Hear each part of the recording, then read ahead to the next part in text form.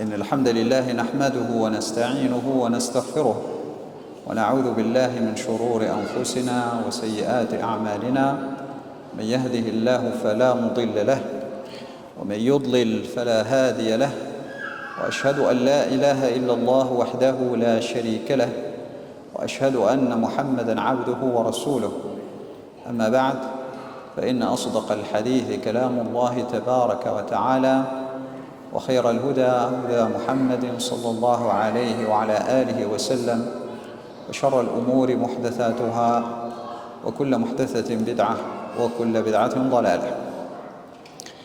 أشكر لكم أيها الحاضرون الأفاضل اختياركم الجلوس في هذا المجلس الطيب المبارك الذي نسأل الله عز وجل أن يجعله من مجالس الخير والرحمة والبركة. وأشكر للقائمين على هذا المسجد المبارك، أشكر لهم جهودهم الطيبة في تنظيم هذه اللقاءات، ونسأل الله عز وجل أن لا أكون عليهم ضيفا ثقيلا. كما يسرني أيضا أن أشكر الإخوة في الإغاثة الإسلامية لتكفلهم أو لرعايتهم لهذه الزيارة، وأيضا للأخ أبي مصعب القائم على مطاعم يومي تاتش على مساعدتهم لتغطية تكاليف البرنامج. بعد ذلك، وبعد أن ذكرنا ما لا بد من ذكره من الشكر، ومن لا يشكر الناس لا يشكر الله سبحانه، نود أن نتحدث في موضوع اللغة العربية وعلاقتها بدين الله عز وجل. الله سبحانه وتعالى أنزل القرآن بلسان عربي مبين، فمتى كان لك من كتاب الله، فمتى كان لك من لغة العرب نصيب، فأنت لك من فهم كتاب الله عز وجل أعظم نصيب. ولذلك فالعارفون باللغة العربية يجدون لهم علاقة وطيدة بكتاب الله سبحانه وتعالى، وكانوا لأجل ذلك يتأثرون بالقرآن. وهذا أول معالم أثر العلم بالعربية في العلم بالقرآن الكريم. كان العرب يتأثرون بالقرآن أي بلفظه ومعناه، حتى الذي يطمس الله على قلبه فلا يسلم لا يملك إلا أن يقر بأن هذا القرآن ليس كغيره من كلام البشر. وهذا الذي وقع للوليد بن المغيرة حين قرأ عليه رسول الله صلى الله عليه وسلم قوله تعالى: إن الله يأمر بالعدل والإحسان وإيتاء ذي القربى وينهى عن الفحشاء والمنكر والبغي. قال: أعده علي، فأعاده عليه. فقال هذا الرجل، وهو ليس من أهل الإسلام ولكنه عربي قح، قال: إن عليه لحلاوة، وإن له لطلاوة، وإن أعلاه لمثمر، وإن أسفله لمغدق، وإنه ليس بقول البشر، وإنه يعلو ولا يعلى. فهذا رجل عربي أدرك باللغة التي يتقنها لأنه من أهلها أن هذا الكلام ليس من كلام البشر. وما أحوجه بعد ذلك إلى أن ينظر في شيء آخر غير اللغة العربية، مع أنه لم يسلم، ولكن على الأقل أيقن أن هذا ليس بقول البشر. وكذلك جبير بن مطعم، فإنه سمع رسول الله صلى الله عليه وسلم يتلو قوله سبحانه: أم خلقوا من غير شيء أم هم الخالقون أم خلقوا السماوات والأرض بل لا يوقنون. قال فكاد عقلي يطيش. من شدة ماذا؟ من شدة هذا القول وعظيم أثره في النفوس. قارنوا هذا وأمثاله بحال الناس في هذا الزمان، فإنهم يسمعون القرآن وهم عنه لاهون، ويقرؤون القرآن وهم عنه غافلون، وتجدهم يسمعون كلام الله عز وجل حين يتلى عليهم في الصلوات فلا يتأثرون، وهذا كله بسبب ضعفهم في اللغة العربية التي تحوجهم دائما إلى أن ينظروا في كتب التفسير وأن يتأملوا ما قيل من الشروح وأن يحاولوا فهم ما في هذا الكتاب العزيز من الكنوز، ثم هم يدركون من ذلك طرفا صغيرا ولا يدركون منه أكثر الكثير للأسف الشديد. ولذلك نحن الآن ما عدنا نستطيع أن نعظ الناس بالقرآن فقط، مع أن رسول الله صلى الله عليه وسلم إنما كان يدعو بالقرآن، كان يتلو على الناس القرآن فيتأثر منهم من يتأثر. هذا عمر بن الخطاب في قصة إسلامه المشهورة إنما دخل الإسلام بسبب تلاوته شيئا من صحيفة فيها سورة طه، فكان تأثره المرحلة الأولى والخطوة الأولى نحو الإسلام. وهكذا غيره من الكثيرين كانوا إذا أرادوا أن يعرفوا شيئا عن الإسلام يسألون نبي الهدى صلى الله عليه وسلم فيتلو عليهم القرآن. اليوم هل نستطيع أن نكتفي في دعوتنا ووعظنا بتلاوة القرآن على الناس دون أن نحتاج إلى مقدمات كثيرة وإلى تفسيرات وشروح، بل إلى ترجمة إلى لغات أخرى؟ وحتى الذين يعرفون العربية نحتاج أن نترجم لهم كتاب الله بلغتهم التي يألفون أو بالعامية التي بها يتعاملون. هذا كله يجعل بين الناس وبين القرآن حاجزا، وكسر هذا الحاجز بتعلم اللغة العربية وإتقانها. فإذا هذه هي النقطة الأولى، التأثر بكتاب الله يحتاج إلى إتقان اللغة العربية، وإلا فيمكنك أن تتأثر بالمعاني ولا تتأثر بالألفاظ. ولأجل ضعف الناس في لغة العرب احتاجوا إلى أشياء أخرى يستعملونها لكي يدركوا إعجاز القرآن، بينما العرب الأقحاح ما احتاجوا إلى ذلك. صار الناس في هذا الزمان يحتاجون مثلا إلى ما يسمى الإعجاز العلمي، أو يحتاجون إلى تأمل الإعجاز التشريعي أو غير ذلك من ألوان الإعجاز. أما العرب في زمن النبوة فكان يكفيهم الإعجاز البلاغي البياني اللغوي المتضمن في كتاب الله سبحانه وتعالى. ثم محور ثان مهم أيضا، وهو أن الشريعة كلها عربية. الشريعة عربية، فإن آيات الأحكام من كتاب الله باللغة العربية، وأحاديث الأحكام من سنة رسول الله صلى الله عليه وسلم باللغة العربية، وكلام الفقهاء من الأئمة الجهابذة من الفقهاء والمفسرين والشراح الحديث وغيرهم، كل ذلك باللغة العربية. فالشريعة إذن كلها عربية.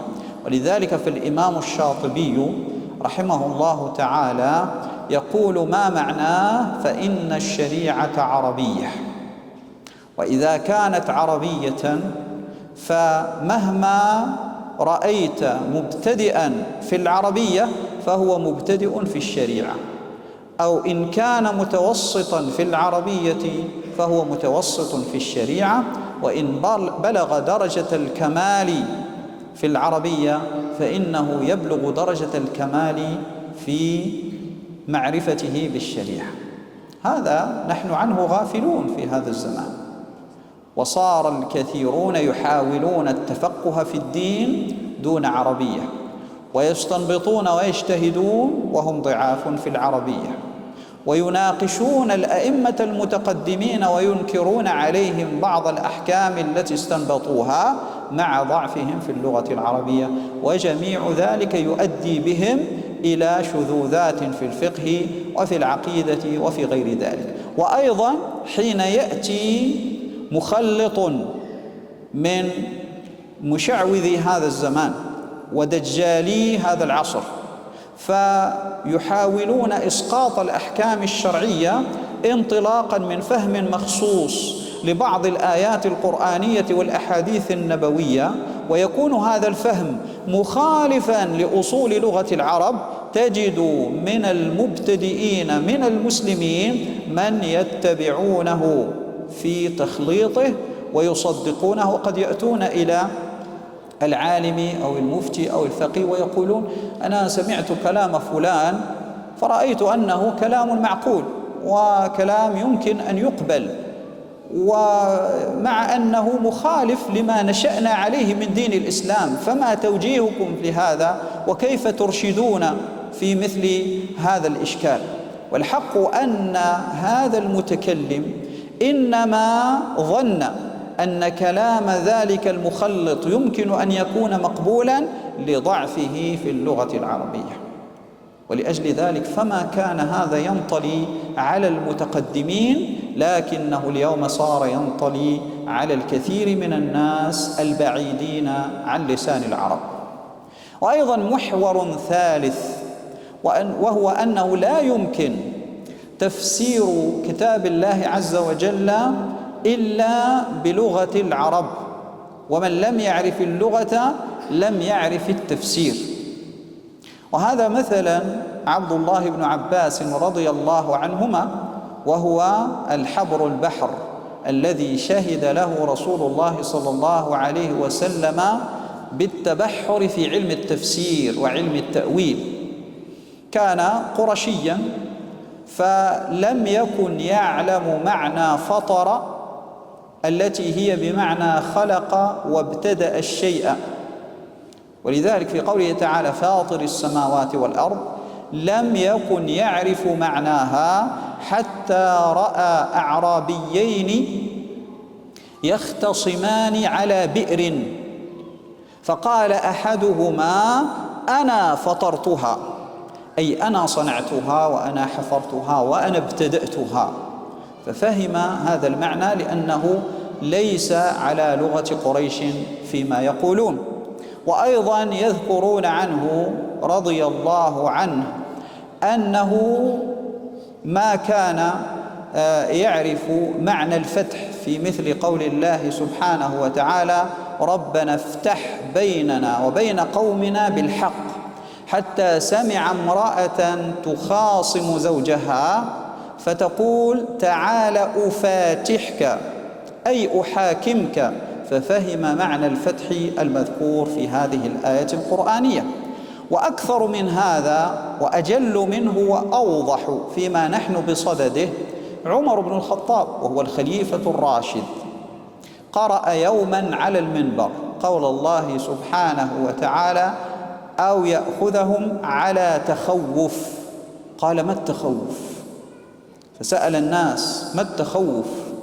فما علموا حتى قام رجل من هذيل، قبيلة هذيل هذه قبيلة معروفة عندهم فصاحة وعندهم عدد كبير من الشعراء يحتج بشعرهم، وقد جمع بعض العلماء أشعار الهذليين.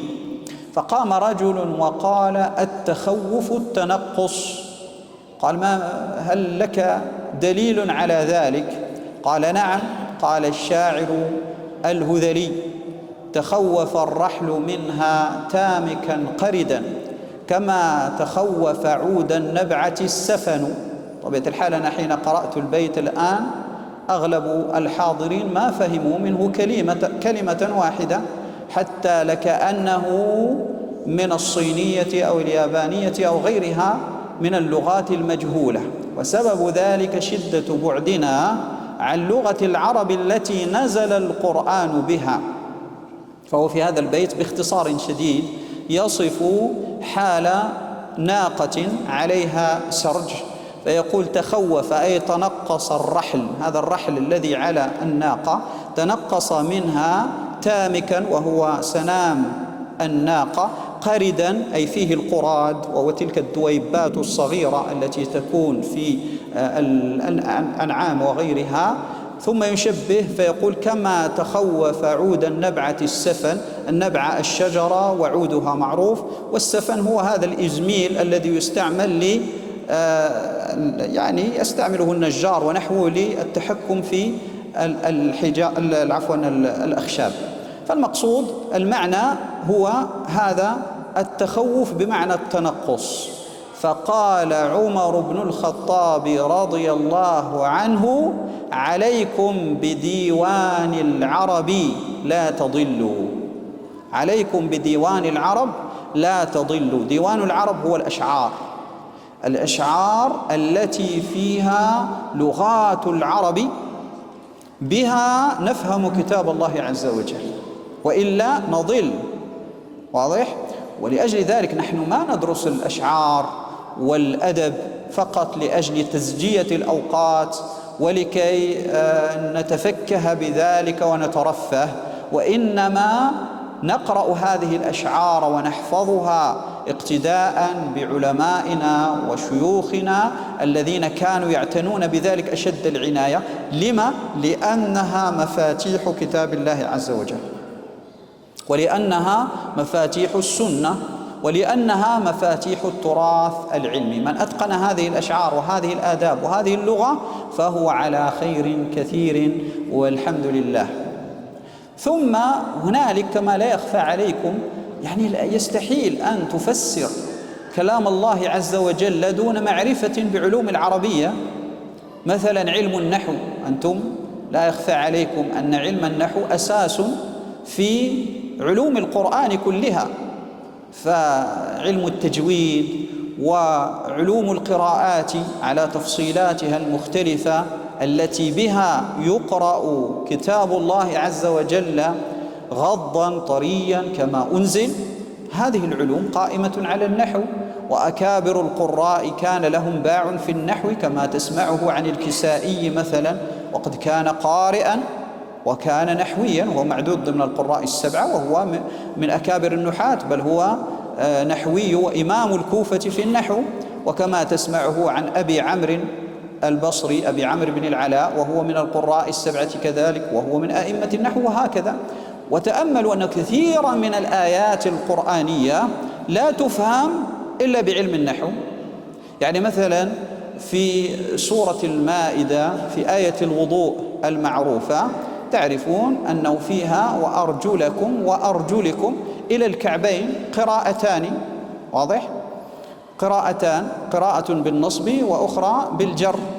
وأرجلكم بالنصب عم رضا على كما يقول في الشاطبية، بمعنى أن القراء الذين هم نافع وابن عامر والكسائي ومعهم حفص، هؤلاء قرأوا بالنصب وأرجلكم إلى الكعبين، وقرأ الآخرون من السبعة بالجر. طيب إلى هنا هذا مجرد نقل للخلاف، القراء علماء القراءات ينقلون لك الخلاف، فلان قرأ هكذا وفلان قرأ هكذا. لكن هنالك شيء زائد على علم القراءات اللي هو ماذا؟ توجيه القراءات، كيف نوجه هذه القراءات.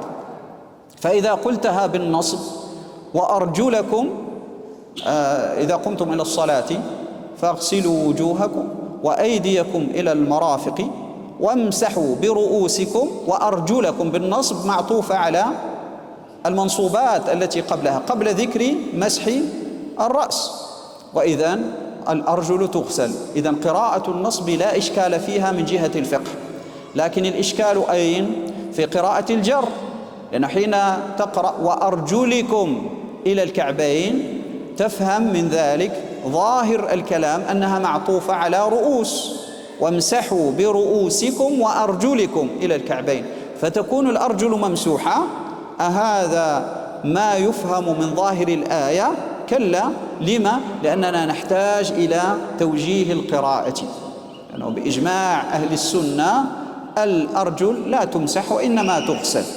فيمكن أن نحملها على أشياء، فيأتي مثلا بعض المفسرين ويقول هذا محمول على ما يسمى جر المجاورة، اللي هو ماذا كقول العرب مثلا رأيت جحر ضب خرب، فيقول خرب تبعا للكلمة التي قبلها اللي هي ضب، مع أن الخرب ليس الضب وإنما الخرب هو الجحر، فكان ينبغي أن يقال رأيت جحر ضب خربا، لكن جرها للمجاورة. قالوا هذا من كلام العرب. يأتي النحاة فيقولون صحيح هذا مذكور عن العرب، ولكن لا نحمل كتاب الله عليه لأنها ليست لغة فصيحة قوية، فنقول نفضل مثلا أن تحمل الآية على المسح على الخفين أو غير ذلك. لاحظ معي هذا النقاش كله، بعضكم قد فهمه كله وبعضكم فهم نصفه وبعضكم فهم بركته، وفي كل خير، لكن هذا النقاش كله قائم على ماذا؟ قائم على علم النحو، وهو نقاش في ماذا؟ في فهم كلام الله عز وجل. فكيف تفهم كلام الله وأنت لا تدرك علم النحو؟ وحتى علم الصرف أيضا، كما قال بعضهم في قول الله سبحانه وتعالى يوم ندعو كل أناس بإمامهم، قال بعضهم بإمامهم جمع وينبني على ذلك أن الناس يدعون يوم القيامة بأمهاتهم.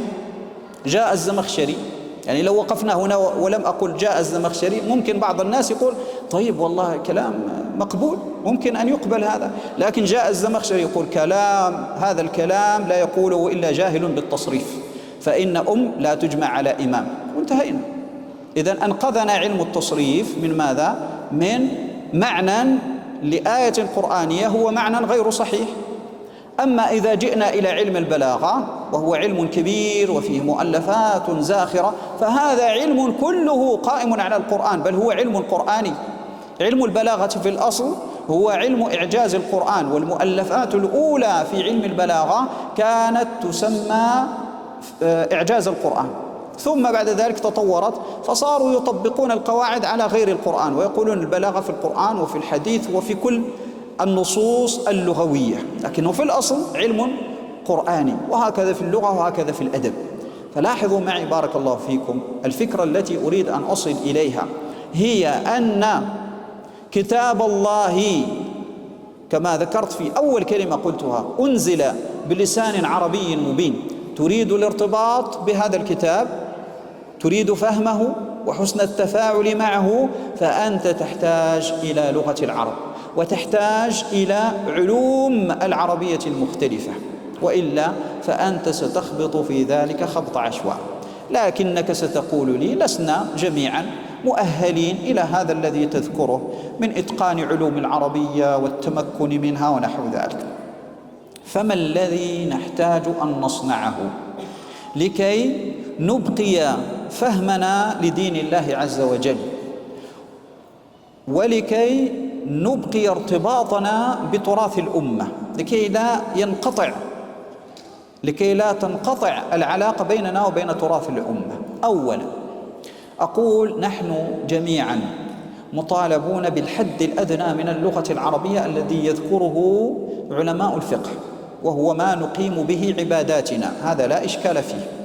فالفقهاء يذكرون مثلا أنك تحتاج إلى تعلم الفاتحة، تحتاج إلى تعلم بعض الأذكار والأدعية التي تقيم بها صلاتك وما أشبه ذلك، هذا متفق عليه بين العلماء إجمالا، وهذا على كل حال لا ينازع فيه أحد، يعني الذي يسلم يعلم مثل هذا.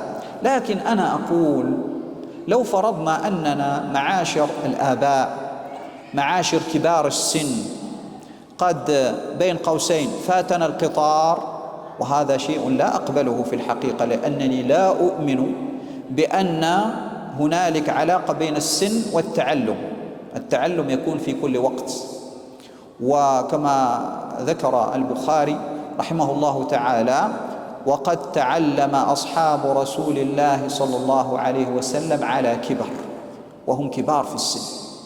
ولذلك يعني حين جاء النبي صلى الله عليه وسلم أكثر الصحابة، إذا استثنينا صغار الصحابة، لكن أكثر الصحابة وهم كبار الصحابة كانوا كبارا في السن، فحفظوا القرآن وتعلموا السنة وتعلموا الفقه إلى غير ذلك. فأنا أصلا لا أؤمن بهذا الأمر، وأنا أقول المسلم يتعلم إلى آخر حياته، ولكن فرضنا جدلا تنزلا أن هذا الأب يقول: أنا ما أريد أن أتعلم، ما أستطيع أن أتعلم، اتركوني من قضايا التعلم، لا أريد أن أجلس في حلق التعلم مثلي مثل الصغار ومثل الشباب، أنا خلاص تجاوزت هذا كله. أقول له: فرضنا ذلك، لكنك مسؤول على ذريتك، مسؤول عن أبنائك، مسؤول عمن ائتمنك الله عليهم، أن تعلمهم من العربية ما يرفعون به عن أنفسهم ربقة الجهل، ويدفعون عن أنفسهم التقليد، ويحمون به أنفسهم من الشبهات المنتشرة في هذا العصر.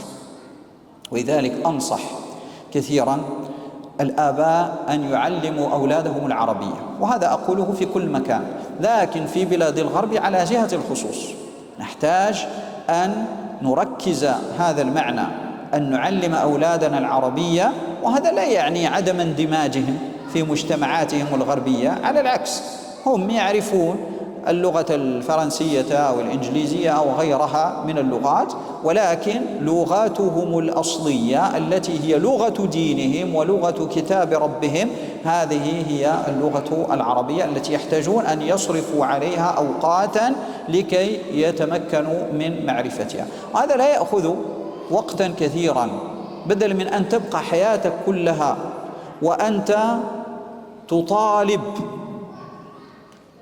أو تترقب من غيرك أن يمضغ لك ويهضم لك ليقدم لك الطعام وهو مطحون متقبل من جهازك الهضمي.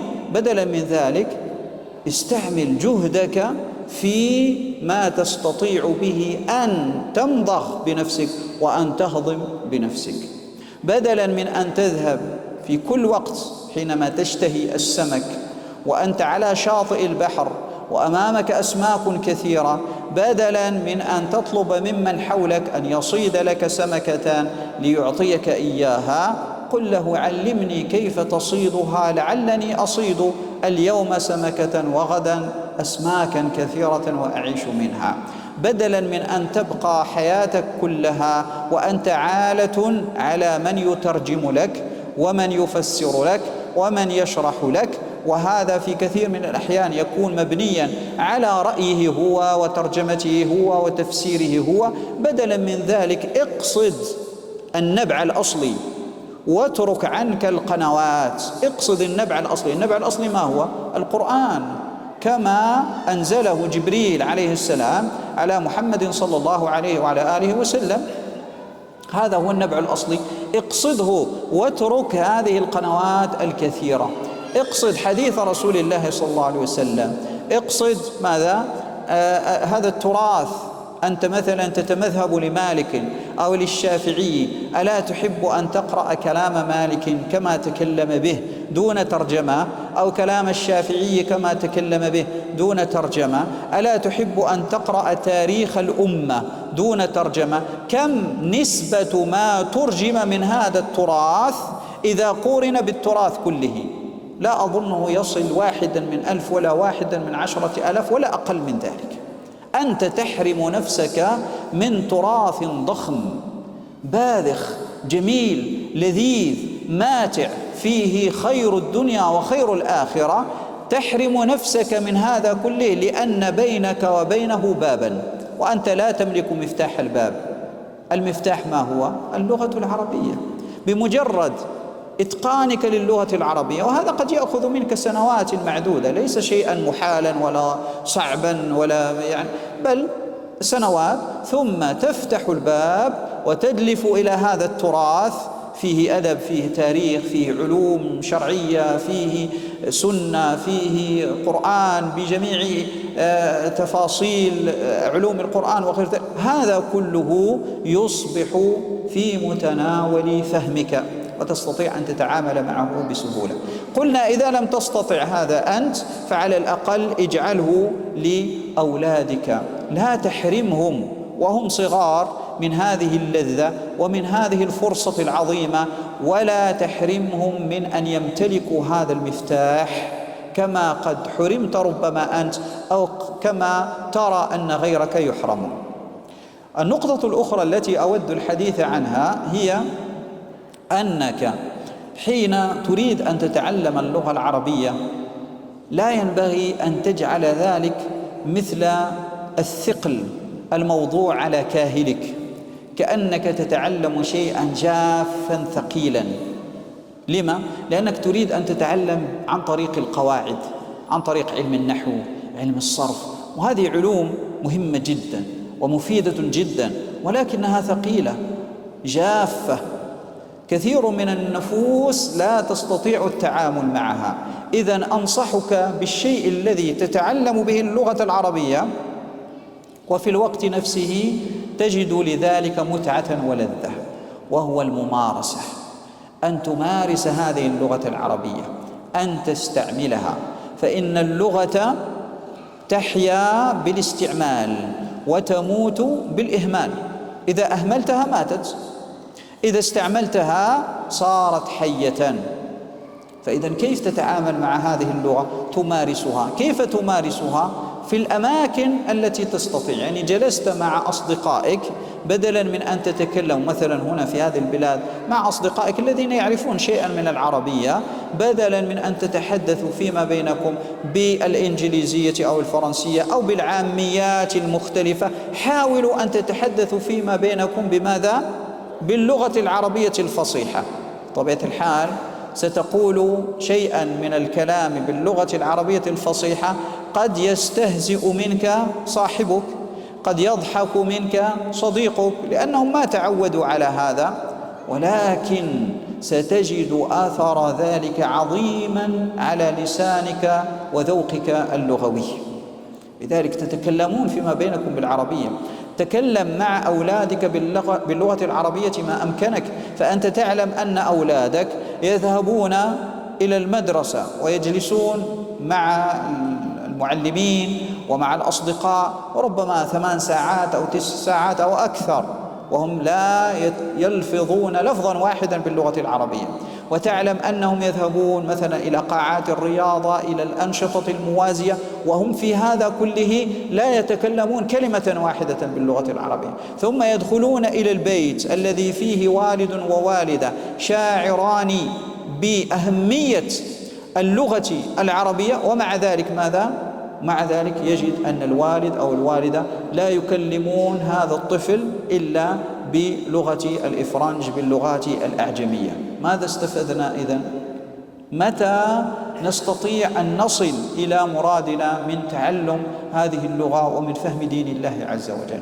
فأنا أحثكم، أنا أقول لكم قضية اللغة هذه هي الجزء الأهم في الهوية الإسلامية، ولذلك قلت مرارا من قبل إننا حين نتأمل تاريخ الوجود الإسلامي في بلاد العالم، الإسلام في أصله أين بدأ؟ بدأ في جزيرة العرب، وهي مكان محصور جدا، ثم بدأت الفتوحات. حين انتشرت الفتوح الإسلامية في أراضٍ مختلفة انتشر الإسلام في تلك البلاد وانتشرت معها العربية. هذا مهم جدا أن نذكر به. ولذلك وجدنا أئمة اللغة وأئمة النحو وأئمة الصرف فضلا عن أئمة الشريعة وجدناهم في بلاد كثيرة ليست في الأصل بلادا عربية، في بلاد الهند، في بلاد خراسان، في أقاصي إندونيسيا، وجدناهم في المغرب، والمغرب في الأصل ليس عربيا، وجدناهم في الأندلس، حتى الأندلس هذه في قلب أوروبا، وهي يعني في الأصل لا علاقة لها بالعربية، فإذا بها تنجب مئات العلماء في الشريعة، بل مئات وعشرات العلماء في علوم العربية نفسها وأدباء، حتى صار عندنا شيء اسمه الأدب الأندلسي وهو من أدب العربية، وصار عندنا مدرسة نحوية أندلسية تقارن بالمدرسة البغدادية والكوفية والبصرية، عندنا خاص بالأندلس، وهذا في قلب أوروبا. فإذا الانتشار الإسلامي هكذا فهم المسلمون قديما، حين ينشرون الإسلام ينشرون معه العربية. فيوجد عندنا شخص مثل الإمام البخاري مثلا لا علاقة له بالعربية من جهة النسب، ليس عربيا، لكنه يكتب ويتكلم ويؤلف ويحدث باللغة العربية كأنه من العرب الأقحاح. وهكذا سيبويه الذي لم يكن عربيا، وهكذا خلق من العلماء. فلما في عصرنا هذا صار الإسلام ينتشر في بعض بلاد الغرب انتشارا كبيرا فيما يقال لنا، ثم ينتشر باللغات المحلية ولا يصاحب ذلك انتشار للغة العربية؟ كأن ماذا؟ كأن المسلمين عندهم نوع من التخوف من نشر اللغة العربية، أو عندهم توجس من ذلك، أو يخافون أن يقال عنهم هؤلاء يعني ليسوا مندمجين في مجتمعهم لأنهم يتكلمون بلغاتهم الخاصة. وهذه كلها يعني كلمات غير صحيحة. والحق أنك ترفع نفسك أمام هؤلاء الغربيين حين تتشبث بهويتك ومن هويتك لغتك العربية. فإذا أنصح كثيرا نفسي وأنصح إخواني بممارسة اللغة العربية. الممارسة هكذا في الكلام مهم جدا، الممارسة في الاستماع. يعني تريد لابنك أن يتعلم شيئا من اللغة العربية، احرص على أن تسمعه كلاما عربيا فصيحا، بدلا من أن يبقى يعني حين يدخل لمواقع التواصل أو حين يسمع بعض المقاطع ونحو ذلك، بدلا من أن يسمع ذلك بلغة أخرى، احرص على أن ترسل له. الحمد لله الآن المنتوج الذي باللغة العربية كثير، وفي مجالات مختلفة، في علوم إنسانية، علوم شرعية، في أدب، في كل شيء. فاجعله يسمع ذلك لكي يتمكن منه ويستقر في ذهنه. وأيضا أنا أنصح إلى جانب هذه الممارسة، أنصح بالقراءة في الأدب، وهذا بحسب المستويات. الناس في هذا متفاوتون، يعني بعض الناس مبتدئون في العربية يأخذون قصص أو روايات صغيرة مثل تلك التي توجه لطلبة الابتداء عندنا في بلادنا، روايات قصص صغيرة يقرؤونها وتكون قراءة مستمرة، يعني كل يوم يقرأ من ذلك صفحات، ورد يومي من القراءة بالعربية. فائدة ذلك ماذا؟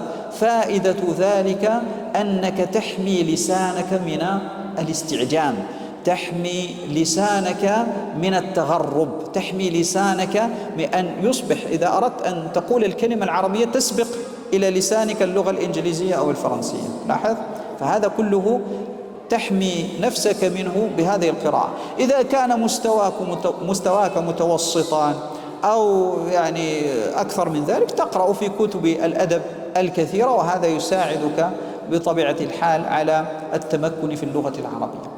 كذلك لأجل حفظ هويتنا في اللغة العربية، أنصح نفسي وإخواني بأن تعقد مجالس تعليم اللغة العربية بنفس النسبة التي تعقد مجالس للقرآن، لدرجة أن المتقدمين لم يختلفوا في شيء يمكن تقديمه على القرآن إلا العربية، اتفقوا على هذين واختلفوا في أيهما يقدم. يعني علماؤنا المتقدمون ماذا قالوا؟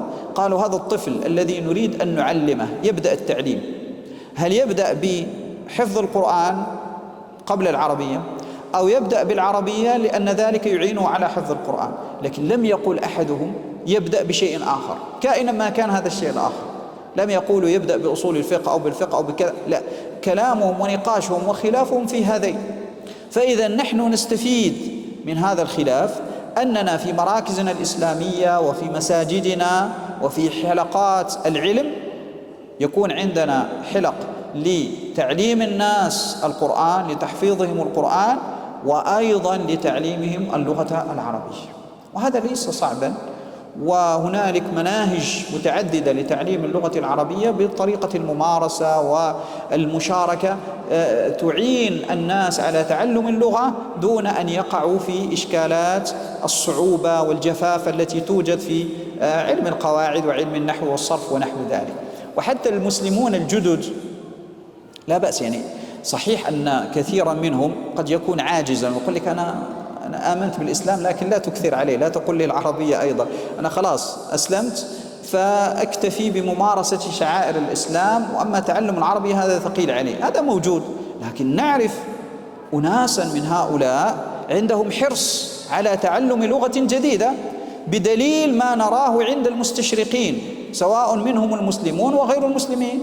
كثير من هؤلاء المستشرقين يتقنون اللغة العربية ويتعلمونها لأغراض، بعضهم يعني ليس مسلما أصلا فيتعلم اللغة العربية ليس لأجل التدين أو الدين أو هذه الأغراض التي ذكرت لكم، ولكن فقط بعضهم لأجل اللذة والمتعة. يقول لك وجدت في العربية متعة لم أجدها في اللغات الأخرى، أو لفهم هذا التراث، أو للتعامل مع الأدب القديم أو نحو ذلك. فهؤلاء أقوام نشأوا في بيئة بعيدة عن العربية ومع ذلك صاروا يتعلمون اللغة العربية. فكذلك من أسلم يقترح عليه حلق لتيسير تعلم الحد الأدنى من اللغة العربية، فمن أقبل ومن تيسر له ذلك فبها ونعمت، ومن لم يستطع فلا إشكال. فالمقصود عندنا أن هنالك أمورا كثيرة جدا نحتاج إلى تصحيحها في علاقتنا باللغة العربية، وعلينا أن نجعل هذه اللغة أولوية من أولويات دراستنا وتعلمنا. أود أن أسمع منكم، أود أن أرى شيئا من مداخلاتكم أو من أسئلتكم أو من إشكالاتكم أو من الصعوبات التي تجدونها في دراسة العربية أو في وجود العربية في هذه البلاد ونحوها من بلاد الغرب. فلذلك أفضل أن أقف عند هذا القدر وأن يفتح المجال للمشاركة بإذن الواحد الأحد سبحانه وتعالى. والحمد لله، وصلى الله وسلم على رسول الله.